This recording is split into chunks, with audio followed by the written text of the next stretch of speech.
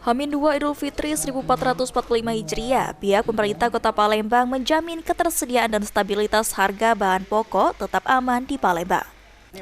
PJ Wali Kota Palembang Ratu Dewa mengatakan dari monitoring dan keterangan pihak Bulog, menjelang Idul Fitri ini ketersediaan 9 bahan pokok di Palembang terpantau aman dan terkendali. Untuk itu masyarakat dihimbau untuk tidak panik buying dalam memenuhi kebutuhan Lebaran. Dengan Bulog ya, karena ketersediaan 9 bahan pokok, sampai sekarang Bulog bisa menjamin bahwa itu tetap aman dan terkendali. Saya juga menghimbau kepada warga masyarakat Palembang tidak perlu panik karena ketersediaan bahan pokok cukup. Berdasarkan data saat ini, harga beras masih stabil di kisaran Rp15.000 per kilogram. Sementara untuk pasokan dijamin aman lantaran saat ini sudah memasuki masa panen.